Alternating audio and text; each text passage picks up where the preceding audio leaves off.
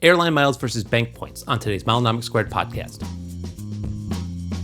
Hello, everyone. I'm Sam Simon. And I'm Robert Dwyer. And this is the Milenomics Podcast, no annual fee edition. If you're not subscribed to the full Milenomics Squared podcast, you're missing out on a deeper dive into topics like the following. Airlines versus bank points, Robert. We're having a little bit of a head-to-head here, right, on the show? Yeah, I think experience dictates so much of what our perspective is on how this stuff works. And, you know, if your recent 3 data points say that bank points work better for you than airline miles, then you'd be foolish to go out, no matter what anybody else says. If they're flying to Southeast Asia and, South Africa, right, and you're just trying to get home for a wedding, you're not doing the thing that's right for you. So I think that's what we want to hash out today. I like that. I think we should set the stage with why we think this is important. Like, what's the point of talking about this in general? If everyone should just kind of figure their own method out, why even talk about what we're talking about? Yeah, there has been a rise of bank points in the past few years, I think, right? Maybe 10 years, and banks are trying to exert their might in this space from being just co-branded partners of airline and hotel cards to being a currency of sort. I don't know who was first with this, Chase Ultimate Rewards, Amex Membership Rewards, Citi Thank You Points, and more, but they really have become a thing, that's almost more important than airlines. So you look at what Delta does with Amex and what Chase does with United and all the partnerships. It's just a really unique, not just a currency, but almost like a small country or something like that, the way things have built up there. And at some point you wonder if there's going to be some, congressional oversight into, these currencies. What are these people doing? It's almost like crypto or something like that. They're going off and creating their own currencies because they can devalue the what you get out of them whenever they want. And we've seen that with Amex recently. It becomes not as valuable a business platinum. How much what you can do to book it. Everything gets devalued over time. So it's a very, very important and tricky thing to navigate. But there's pros and cons of each. And maybe start off with just kind of define a little bit what an airline mile is versus a bank. I know I just rattled off a bunch of them, but in simple terms, an airline has a currency. And each of these banks have currencies which might be able to transfer to airline miles, but it becomes very complicated to walk through. Say, should I pay cash for this? Should I redeem through the bank travel portal? Or should I transfer to an airline and use those miles? Or do I want to just use a co-branded card and earn miles directly and be completely tied into that system? It's a pretty problematic path to navigate because it starts at the point of spend or the welcome bonus that you get. It does. And the math, Robert, as you're talking about devaluing the bank point, I'm thinking about the inflation of the cost of travel as well. Mm-hmm. And so those two things happen and you end up with a massively devalued currency over time. And so for me, when I'm thinking about both of these, I'm thinking about, I don't want to hold these. I really don't. I don't want large numbers of these being hoarded by me or anyone really, because they are not an asset that appreciates in value. Over time, it has been proven almost exclusively they are worth less and less and less and less. So the idea that I think they're scarce is also something that's not true. People always say I want to hold on to these because it could get really difficult to earn these. And I don't think that that's true either, Robert. I think that everybody in this game wants transactions. That's the whole thing. Credit cards want transactions. Airlines want transactions. In fact, airline getting those miles off of the books is important. Credit card transacting and earning more points is the key, because if you just sit there with your points, then they're not actually doing anything for you or the bank. So airline miles, I would say, are much more complicated because each airline program has a completely different method of using the points and searching and booking, but every bank has that too. I mean, try to explain to someone how to use a membership reward off of a business platinum for their 35% uplift, Robert. And that is just as complicated as a partner booking with airline miles, I think. Maybe more. What do you think? Yeah, I mean, I would think it would be simpler because you're just looking and seeing a cash price and then the number of membership rewards that you need is tied to that. But you can have all kinds of things that complicate that, not least of all the way that Amex has put that program together to make it utterly confusing to make that redemption. Chase is more straightforward. You just see the price and that tells you how many points it is, and it has a certain cent per point value. But even Chase now has made it much more complicated. Oh, you get a certain amount of uplift for this type of airline and this type of cabin and this card Earning on one card, redeeming on another within the same portfolio. Just really, really crazy and complicated. What's that service that's the plug-in to browsers? Points Path or something? Yeah. It purports to make it very easy. Should I use miles or should I pay cash? But it's so much more complicated than that, right? Should I use bank points? Am I concerned about refundability on this? What if the price of the flight goes down? Can I capture that somehow? What if I book with a bank point and I need to change the flight? Far out, close in? I mean, I've seen situations with American where they say, hey, you booked us the bank point. Go talk to the bank. And I'm like, I'm at the airport. I'm looking to change flights right now. You can't help me? It's like, oh, no, you booked that with somebody else. That's not with us. So there's trade-offs for all of these things that aren't necessarily just a math problem. There's a lot of nuance that comes with it. I hope we could talk through some of that today. I want to cover the bank point strengths, I guess I would say first, Robert. And I do think that at one point, paid tickets were very hard and very confusing to find refundable fares. It was tough. I mean, and if they weren't refundable, there was a really big cancellation fee. That's pretty much gone now. Most airlines have these fare buckets.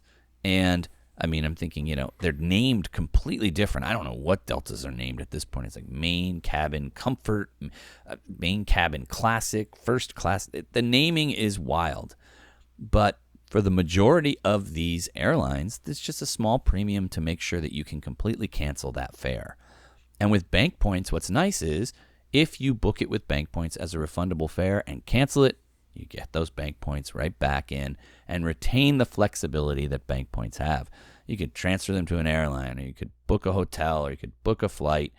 And usually you can go across alliances. You can book almost any ticket that you can find, you can book as long as it's in the portal. And sometimes even when it's not in the portal, you can do things like call up and book Southwest or, wild and crazy airlines that you've never heard of. And then when you book with bank points, you actually earn miles as well because they're paid fares. So hotel bookings with bank points allow you to, a lot of times now, put your loyalty number in so you can get benefits like your Hilton Diamond benefits or your Hyatt Globalist benefits while using those bank points. And I think that that's a relatively new change to bank points and has helped, I think, on the hotel side, although there are some hotel drawbacks that I think we'll talk about later as well. But if you're team bank point, I think those are pretty much the major benefits. Is there anything you want to add there, or you want to talk about airline miles?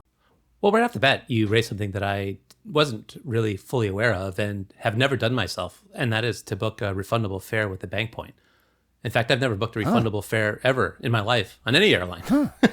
Really? Well, it's more expensive, right? And if you're going to take the flight, it's like you're paying it for insurance. I don't like buying insurance for things that are, might or might not happen. And if I'm going to take a flight and, you do usually have the option, if you have paid cash and it was non-refundable, you have the option with, modest cancellation fees or no cancellation fees in this case, you can get it for, you can get a flight credit. So if you're booking with an airline that you're frequently flying with, they all have different rules, of course, but within a year of when you ticketed it, you can use it for another flight. So that does, though, get complicated with involving the bank point travel company sometimes. But you say, if I book a refundable, not only can I refund it, I get it back to the points. It doesn't result in a credit with the airline or something like that. I really get it refunded back to not to cash, not to the airline's travel credit, but to the Ultimate Rewards or the Amex membership rewards. Have you done that? That's interesting. I have done that. And you know what? It drives me nuts, though. I mean, I called it a strength, but here's why it drives me nuts. I will book this flight as refundable because I will say, I'm not sure I'm going to take it. I really am looking for a better option, or I don't know if the trip's going to happen. And inevitably what happens is the airline changes the flight anyway, which is an event that would make a non-refundable ticket completely refundable. Mm-hmm. So I've paid more, and then I end up on a flight that I could have paid less for. They'll say oh, you're on the nonstop. We're going to move you to the one stop out of San Francisco or something crazy. And you go, if I wanted that, I could have saved $200 and booked that at the beginning. And so I get frustrated with paid tickets and paid tickets with bank points because I have low my win rate of booking and flying tickets is pretty low, I would say, Robert. I have a lot of these provisional bookings, and I'm way out there. Most normal people in the world will book like you. I just booked the cheapest fare. I know I'm going on this trip. I don't plan on canceling it. It's not a big deal. Yeah. So maybe I'm overcomplicating things by booking into those cancelable fare buckets, but yeah, I have little kids. I always want to retain that flexibility, and it's usually not much more. Yeah. Well, as you're talking, my mind got going to all the things about bank points that annoy me, but we're in the benefits section here. Yeah, we're not there yet. No. So I do book a lot of fares through bank points. I can't remember the last time I got a credit card and just paid cash for an airline ticket. And there are a lot of really good ways with Wells Fargo, Bank of America, and others to gin up points that you can use for pretty much any airline that you want. And it's not tied to the airline of choice. It's not tied to whatever. And there's uplift for it. For some reason, these bank point portals, most of them want you to book tickets through them, and they'll give you more value than if you cashed out and booked directly. So I'll get to the negatives of it in a second when we talk about that. But I really do like these, and this is the way I do the majority of my booking domestically. I think I need to actually, for full disclosure, mention that it's the way that I make the least of my bookings. In fact, I'm much more likely to book something with miles. So I think that's what started the discussion. You and I were like just casually saying like bank points, right? And I was like, no, not bank miles, right? And you were like, no, bank points. And so we realized, hey, there's probably more to this because we're not seeing it the same way. We don't live in the same cities. We don't travel the same way. Our kids are different ages. So like you said at the top end of the show, it's very different depending on your travel style and your travel patterns. But we haven't talked about the benefits to airline miles. You want to go over some of those? Yeah, I think the flexibility is key on those, right? Just the ability to cancel and get the miles back. If you've got a big stash of your favorite carrier, your hometown airline, American, Delta, whatever it is, not universally for international carriers, but I think almost all the domestic carriers, you book with airline miles, you can cancel that up to the day of. So it's very nice to be able to book things provisionally, like I'm not sure I'm going to take this trip, but I've got enough miles that I can tie them up and just click the button, cancel. Hopefully most airlines, they come back automatically, and it's a very low friction thing compared to booking with the bank point and getting those back. So that is one of the things I think is incredible. Since before COVID, that was probably a characteristic that was better about airline miles. The refundability, so to speak, of bank points or cash bookings with airlines. That's not really full cancelability, and that's a ticking time bomb that's going to run out in a year. And like JetBlue is particularly terrible about that. So Southwest is the worst now, I think, Robert. Yeah. So and it's constantly changing, as we're talking about there over just the past 5 years. So, but I think booking with airline miles, the flexibility has always been a really key thing with that. I agree. It leads me to do insane things like next spring break, Robert, I'm going to either Maui or Kauai, and I'm booked to go to both, and I can't be in two places at once. Yeah. And that's not normal. But if you're that kind of person where like someone says, hey, we should go somewhere, and you go home and you go, I already booked it. I mean, it's done. If we're going to go or not, I don't know, but I've done it. And I just like to button those things up. And I think miles let me button them up ahead of time and then press a button later and get everything back. But the issue is that like there's no fixed value for these. I mean, maybe is that a strength that there's no fixed value, or is that a weakness? That's a tricky one to dissect. And you put that in as a benefit, that the value is not pegged to the dollar cost of a flight, but that cuts both ways, right? It depends on the cost of the flight and how many miles it takes. So walk us through that. What scenarios do you see that being a strength for miles? Well, like for a bank point, for example, let's say that a bank gives you, 1.5 cents per bank point towards flights. We've seen situations, Robert, where the flight price is only the flight price when you book it direct with an airline. AA was notorious for this, where they were forcing people into booking channels, and if you couldn't get into those booking channels, the prices were higher. But you get 1.5 cents. Let's just assume that the flight price is the flight price. 1.5 cents is the maximum. It's also the minimum. It is the value you will get. Now, with an airline mile, the price is set by the airline as some kind of factor of how likely they think they'll sell it for cash, how many extra seats they have, how high demand is. And so in situations where you have a low price in miles and a high price in dollars, you can book it with those airline miles, and the price in dollars doesn't necessarily matter. Now, there are airlines like Delta where it's pretty much pegged, Southwest, pretty much pegged to a fixed value. And so those are even more complicated because let's say, for example, you could transfer a membership reward to Delta, or you could book with membership rewards as a bank point on Delta. You could transfer an ultimate reward to a Southwest Rapid Reward point, or you could book with, the Chase Travel Portal as a bank point. So you have to really get to the math with it and say, what's the value per point if I book it as a cash fare with bank points, and what's the value per point if I book it as a airline mile? And then you got to think, and then the cancellations, and then we can get into some of the negatives of it as well, but just this is like a fixed value versus a floating value or a variable value. Yeah, I think there's pegging to the dollar, and then there's the likelihood of miles being a good redemption being correlated, like you say, to the chances they think they have of selling that seat. I do like in this game when there's a magic of miles kind of thing going on where you can feel super clever. And I see this the only time I've really seen it a lot. International is one thing, right? I think that is a strength of airline miles that I probably would not have ever flown to Japan or Germany in business class or better if it wasn't for the magic of airline miles. The outsized value that you get out of that in most cases is just so big. Like I couldn't, even with 2 cents a piece of uplift, justify in my mind paying $10,000 round trip to Japan in business class or Lufthansa first class for whatever the heck they charge for that, even as booked as a round trip ticket. I could never justify that in my mind. But when it's 88,000 miles or 60,000 miles, it becomes this great thing that airline miles unlock. I think that is a key attribute of them. But domestically, the case where I see airline miles getting me out of jail is short haul, expensive, short notice AA flights. That still exists. You can find a saver level AA award for a flight that costs like $500 because there are 3 more seats on it. It's a flight like with a connection to Pennsylvania or something like that. And I'm like, this is fantastic. I wish I had more AA miles in my life. It saved me. But I don't see that tendency broadly across the remaining carriers, the legacy carriers or the new guard carriers, right? Delta, like you said, relatively pegged to the price of the flight domestically. Same with JetBlue, a big carrier. Southwest, you mentioned as well. United is just expensive to me. I mean, I see value internationally still, but just they're expensive with miles. They're expensive with cash. They're just an expensive airline. AA is the one company. They said they were going to start being more dynamically priced, meaning relatively pegged to the dollar, but they still have that tendency of having that magic last minute tendency. And I'm mildly concerned that characteristic is just going to go away because they seem to be the only one that's still doing it. Okay, all that said, then you say, well, okay, if they're going to drop the price with miles, they're probably going to open it up to partners as well.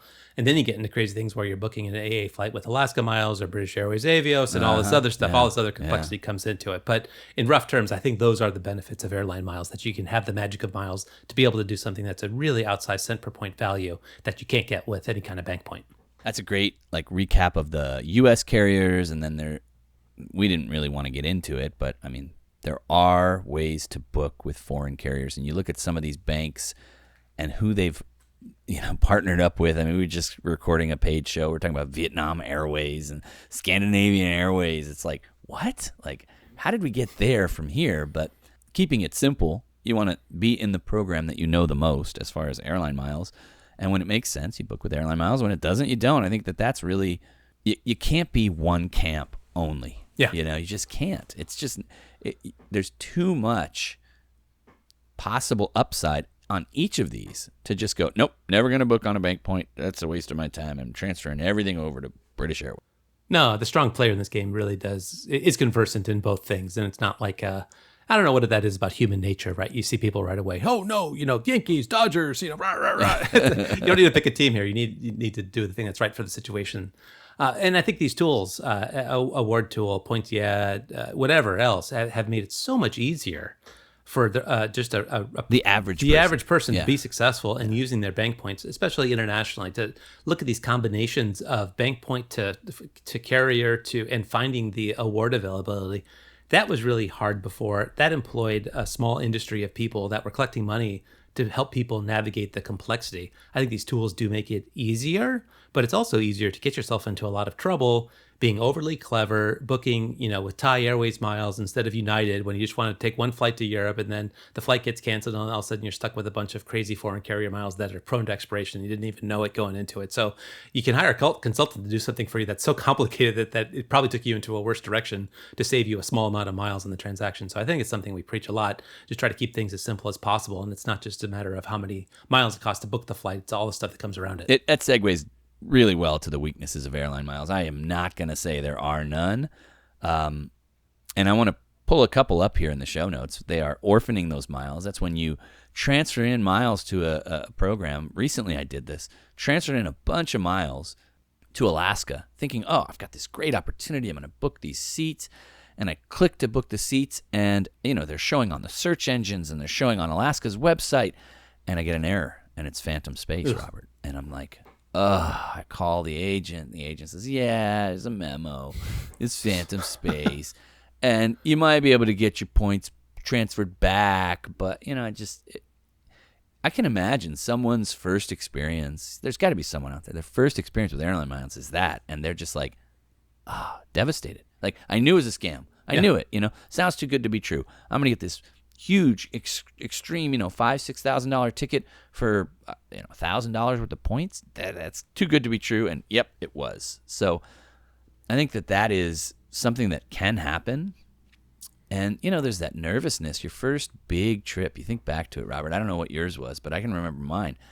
I was like nervous, like waiting for the ticket, and this needs to work because there's no backup. I mean, I didn't have buckets and buckets of points to transition to and make things happen. So I think you can end up in a really, really bad spot with airline miles, and everyone kind of just goes, oh, no, sorry, and that doesn't happen with bank points. That's such a great call, because you're right. The most devastating mistakes seem to happen when you can least afford it. When you want to go on a once in a lifetime dream trip, you've done everything to save up 500,000 United miles to take some trip, and then you mess it up, and the space isn't there, and you need to transfer it to Air France instead of United, and then you had you could have done that other transfer, and things go sideways like that. No, for sure. I can't help but think about you mentioned the first redemption, about how overly complicated it could be. All the rage back in the day was booking the free one-way. Oh, you got to book a free one-way, right? So I'm flying from Boston to Munich, Munich back to Boston, but of course I should tack on another trip out to Phoenix on top of that, right? But I didn't realize how hard it is to find a wart space in one direction, let alone two directions, let alone tacking on a third flight in the other direction. Yeah. And I felt like I couldn't book it until it was this perfect thing. No way I would be distracted by that now. Is it still possible? I don't know. There's no way I find that much award availability. I don't see that kind of award availability at all. But I thought because so many people were talking about it, that was the way it was done. Of course you do this on a combination of Lufthansa and US Airways or some crazy thing, right? It's like you hear about stuff out there that's more like gamesmanship than is necessary. So yeah, especially if it's not necessary, just keep it as simple as possible, for crying out loud. Don't book the round the world ticket just because you can. Yeah, I mean, we're talking about other stunts on another show, and that's definitely stunt level. This blog has been guilty of focusing on those things in the past as well, because like you said, it was very popular. The pricing has changed so much, and the rules have changed so much that so much of that doesn't work. But I think all of that is a weakness. The paralyzing complexity of it all, and the wanting to maximize the situation, and the dynamic pricing. You're like, I want to leave on a Saturday, and they're like, how's Wednesday? And you're like, no, Saturday, and they're like, nope, Wednesday. And there's nothing in between. There's no compromise. There's no price differential. At least with airline, with bank points, it's like, do I want to spend $1,700 or do I want to spend $1,400? It's your decision. Do you want to fly on Wednesday or Saturday? But there are situations, destinations, dates that are effectively blacked out with airline miles. I mean, Jennifer Garner coming on the TV commercial saying no blackout dates with, that's a bank point situation. And it rightly so. It frustrates people because most people are traveling when most people are traveling. It's like a self-fulfilling bad situation with airline miles. Like, hey, you want to fly? When? Thanksgiving? No. Christmas?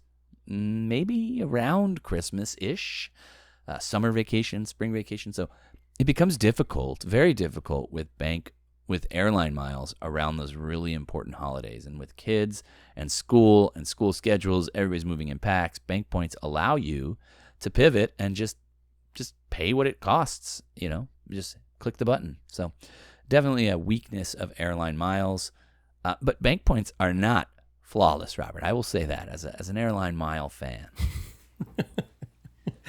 You have to give me the responsibility of flogging the bank points. No. I will go ahead and flog the bank points for us here.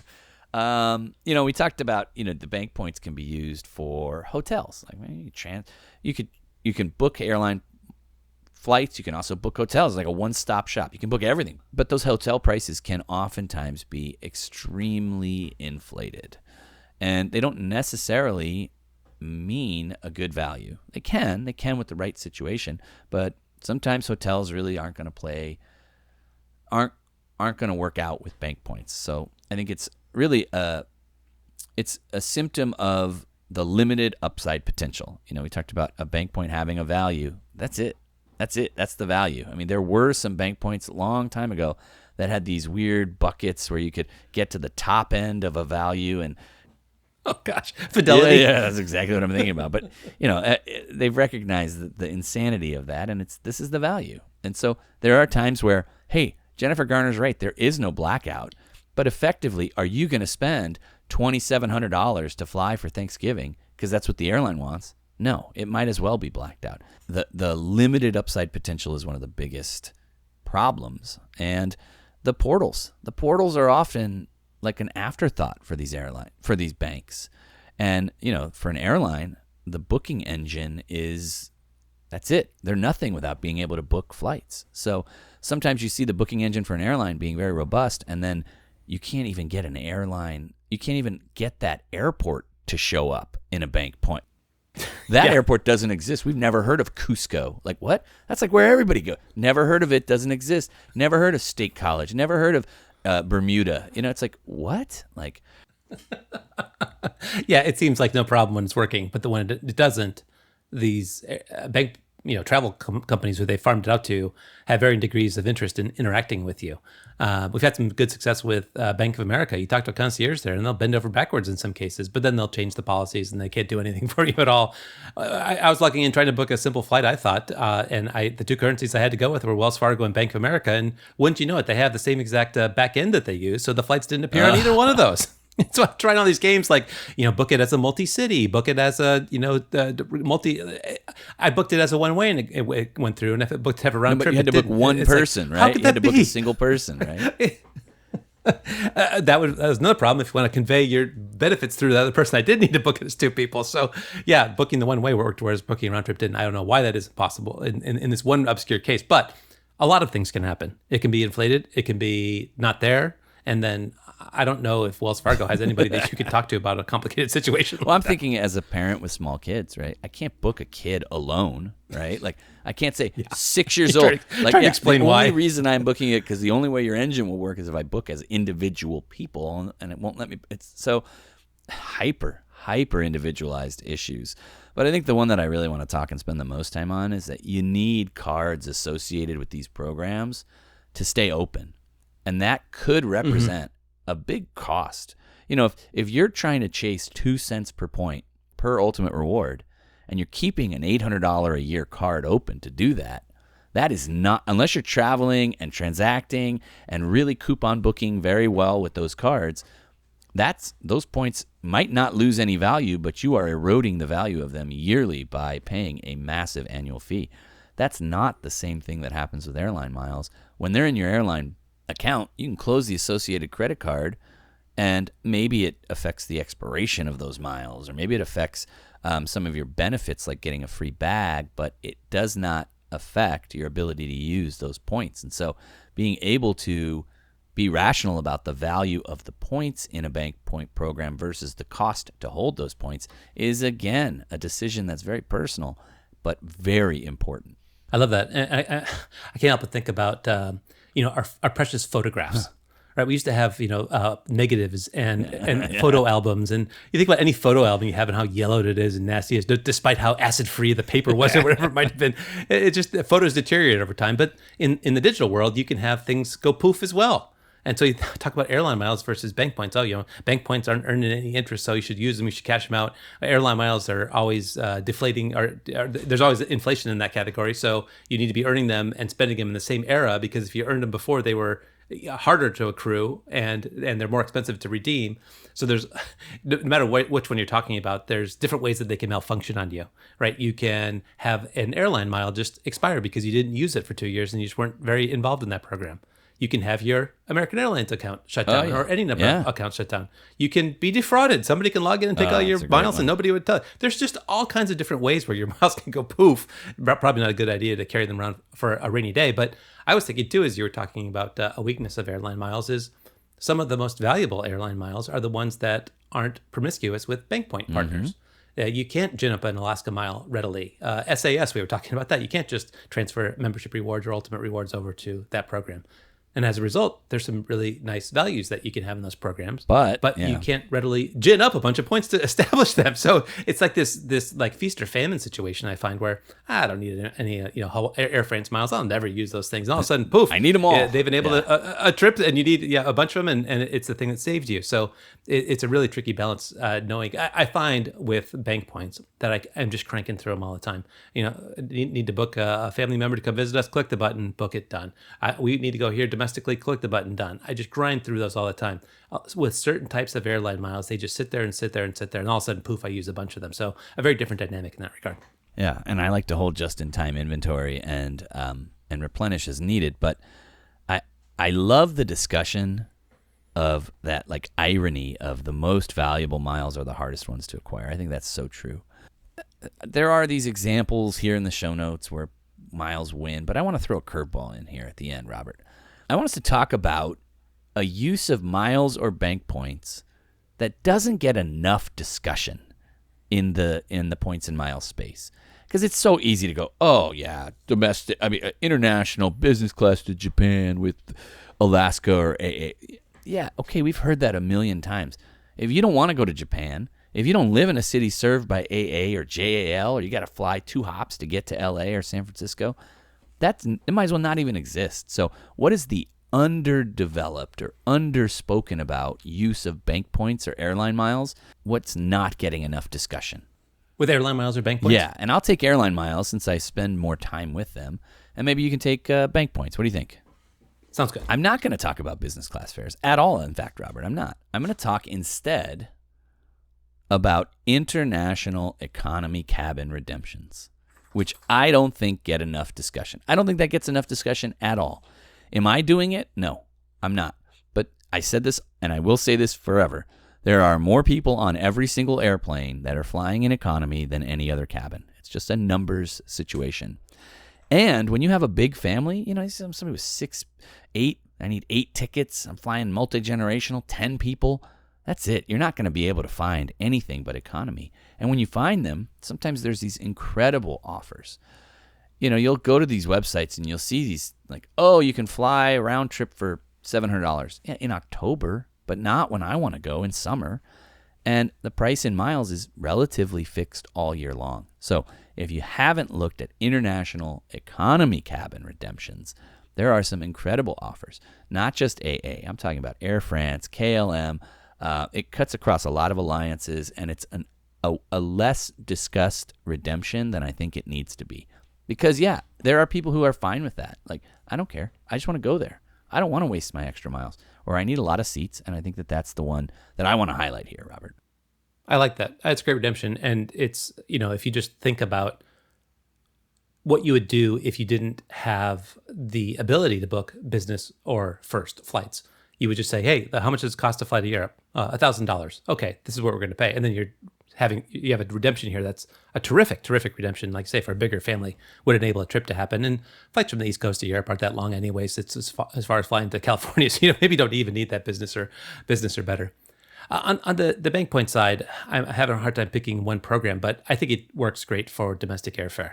That's where I really see it being strong. And I don't think it's too hard to develop enough for you and your family to travel around domestically in a lot of cases, even first class lately. Some airlines are really compressing the premium that they charge for first class cabins on a case-by-case basis, route-by-route basis. Sometimes it's just not that much. And it's very nice to be able to book the flight you want nonstop on a good airline and sit in a totally fine, economy seat or first class. Delta really doesn't charge a lot more for first a lot of times. And you can develop enough traction in that in the Bank of America program with the Elite card that we've talked a lot about on the show.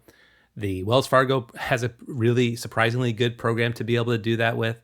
And that's on top of American Express and Chase, which are very straightforward. We talked a lot in the last show about the Chase Sapphire Reserve and all the things that come with that. I think those are becoming very good in hotels. I'm really excited about the Edit program there with Chase. But I don't think it's too hard to say we should be able to fly good flight times, direct, on respectable domestic carriers. And I don't think it's too hard to do that with bank points. I think bank points is the best way to do that. That's the biggest strength I see for bank points.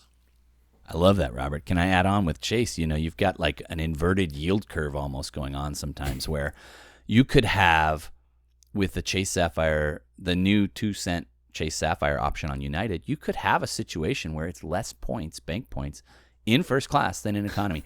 We can't afford for that economy. I love it. Right. I haven't found a specific example. If I can spend some time after the show and put one in here in the show notes. But, if you only get 1 cent or even if you get 1.5 cents in economy and you get 2 cents in business or first class on a domestic flight, it could be a reverse cost upgrade. It can happen. Cool. I think it will happen when that 1.5 grandfathered goes away, right? Where you'll have 1 cent a piece or 2 cents a piece. And will it have an impactful change on the way cabins are sold? Are more people going to be flying up front if it costs less Chase points to do it? Maybe, but I also think those cabins aren't big, right? A lot of those planes they're not big, 8 seats. And I do think that Chase could just be like, whoa, we missed the boat on this. We messed up. And they could just we swung too hard. Yeah, we swung too hard, too far. 97% of our bookings are in United first class. 3% are in United economy. We need to get this back the other direction. But yeah, that inversion could happen. And it I don't think I can say I've seen it with airline miles. If it's cheap, if it's a low-cost business class fare, it's usually an even lower cost economy fare. And yeah, maybe it has. But wow, what a talk, Robert. We did a 40-minute talk just about bank points versus airline miles, and there is no winner. This was never going to be like a pick a winner. We would have Garth on if we were going to do that, of course, right? Yeah. So what are we going to say to close it out? I think you have cases where like with Chase and American Express where you really have to know how to do both. It's not, right. They don't have airline miles, but they transfer to airline miles, and they have pretty good value on the upside with bank points. So with even one of those programs, you have to get adept at sussing out which is the better way to go. And, maybe don't sweat it at some point, right? Get comfortable doing it a certain way on your hometown carrier and just keep doing that. It's probably going to be pretty close, I would think. Like the cases where you transfer to United versus using the Chase portal. If you're, causing yourself consternation about trying to make that decision every time. In a lot of cases, it's probably closer than you would think. So just book the way that you're comfortable with. Just be aware of the implications that might be downstream negative impacts, right? If you really place a big premium on refundability, go with the airline miles. If you just want, simple book the flight time of the day that you want, go with bank points. I think it could be a lot simpler if you filter out some of the noise that exists out there on the fringes about outsized redemptions. I love that, Robert. Yeah. And I think travel more. Right. The world is great. There's so much out there to do. Use those points to get out there and just experience it. I think that's my takeaway. Yeah. Let's close it out. Well, thanks for joining us this week. For a more in-depth discussion about points and miles, visit us at patreon.com/Milenomics. There you'll get a special link to listen to additional content right in your mobile podcast app or on your computer, where we speak more freely about topics like these. As always, you can reach us on social media. I'm at Milenomics and Robert is at Robert Dwyer. Until then, we'll see you on the site.